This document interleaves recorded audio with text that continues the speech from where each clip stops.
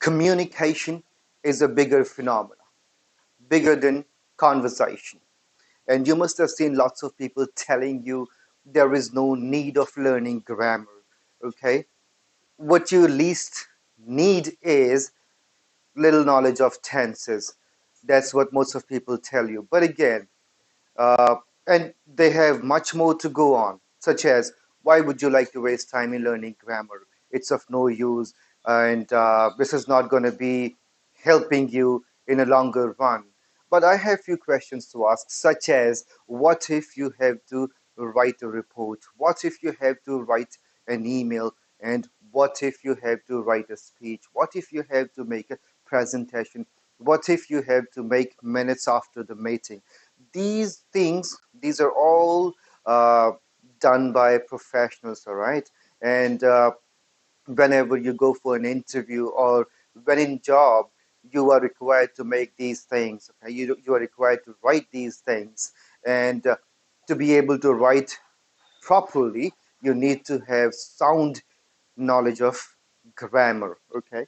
And that is why grammar is really very important. Hi, my name is Harish Kohli, and I'm I'm a BPO employee. I've been working with international BPOs in India for over 15 years right now. I started my career with Genpact back in 2007, and I was showed into customer service. I was a part of customer service for a credit card process. It was a US based process, and we were providing support to our customers. All right, that's about me, and let's get back to the topic today. So I did talk about grammar, and I told you why is it necessary for one to learn grammar thoroughly. And even after learning grammar, there are thousands, and I mean, do make grammatical mistake. Okay, it's not that nobody ever makes grammatical mistake. Even the native speakers, be it American or British or anybody else, they very often make mistake. All right. So but that doesn't mean that grammar is not required at all.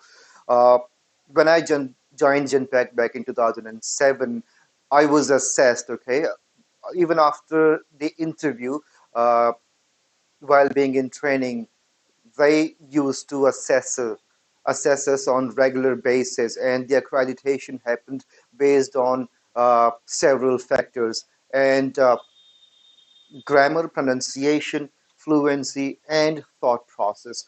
These were the major factors. Okay, any candidate or any resource is an agent. Okay, who's hired by an international BPO to provide customer support or play a role in sales, whatever it is. They call it resource, and they primarily focus on grammar. Anybody making grammatical mistakes is not preferred. Okay, uh, one doesn't have to be 100% accurate, but anybody below 90%, or maybe a couple of grammatical mistakes.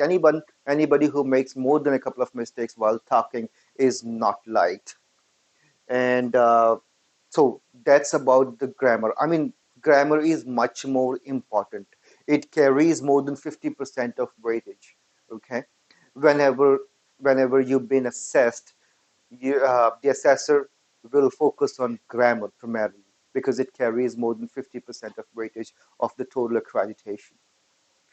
Then pronunciation. Why pronunciation is so important? You know what?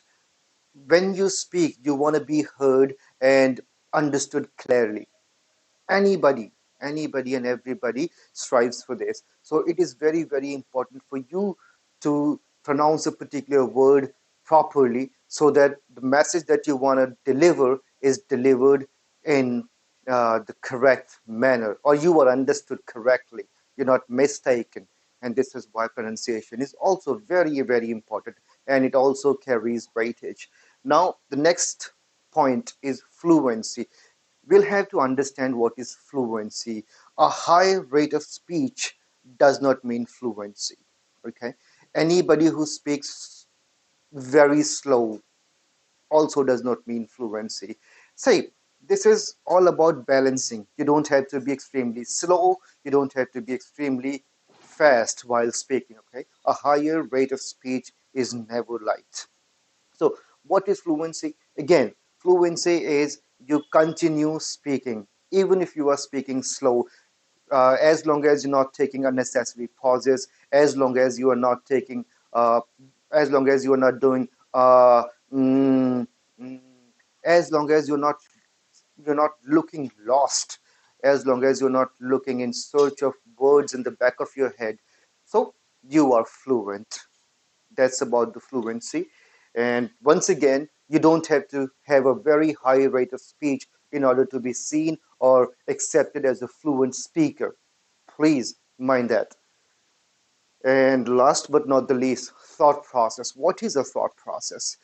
You must have seen lots of people telling you that you have to go on talking and talking. Whatever occurs to you, just go ahead and say it out. No, that's not the way you should speak. That's not how it happens. Whatever whatever you say should be relevant to the topic or the subject that you're speaking on. Anything which is not in relevance will get you marked down. Yes, it may get you marked down. So whatever you speak should be relevant to the subject, and it should make a clearer, a good sense. That's what I wanted to say. That's what you call thought process. And a multinational company such as Genpact or Converges or Barclays, and there are American Express and IBM. These are all very well known call centers. They have hundreds of processes and thousands of people working for them. So whenever you get to speak with anybody who has worked with international BPOs, would be able to share this information with you. Right now, I have not made any script. Okay, this is pure extempore. I am saying whatever is. I'm sharing all my thoughts. I have not made a script. So if you really want to be as fluent as a professional call center employee, then you should be very mindful while speaking. Okay, the moment you shift your focus from yourself to the listener or the audience you're speaking with, that is when your talk goes for a toss. All right, you jeopardize all your thoughts, and you end up doing. You seem almost lost. You seem like you don't know what is you talking, what exactly you want to talk about, and what is it that you're saying, which is not a very good thing. That actually gets you marked down. All right. So I'm shooting this video very candidly. Okay, and I've not prepared any script or something as such. But these are very important, and without grammar or pronunciation, you will not be able to make a difference. You need all these things in order to be seen as a good speaker, as a good communicator. Okay, as I said right in the beginning of this video, communication is a bigger phenomenon, bigger than conversation. So allow me to share what my understanding is about a conversation. Conversation may happen between two people. There can be a one speaker, and the other one is listener. Communication, conversation goes on. When I talk, you listen to me. When you have to say something, I should listen to you. That is how conversation goes on. But a communication includes all forms of sharing information and ideas. It can be written communication. It can be an verbal nods, and it can be some sort of sign to communicate a message. So communication is a bigger phenomena, bigger than conversation. But again, uh, I'm going to keep this video very short, and as I said, I will be helping you with the communication, okay, with communication, better communication. I want you to develop better communication skills. I want you to become a better speaker, uh, admired by everybody that you talk to. And that's all for now. And I I hope you liked this video. And if you really did, please don't forget to show some love. Hit the bell icon for your notification. and do consider subscribing to the channel. Show me some love by hitting by giving me a thumbs up. Okay, and that's all for now. You all take very good care of yourself. See you in the next video. Bye bye.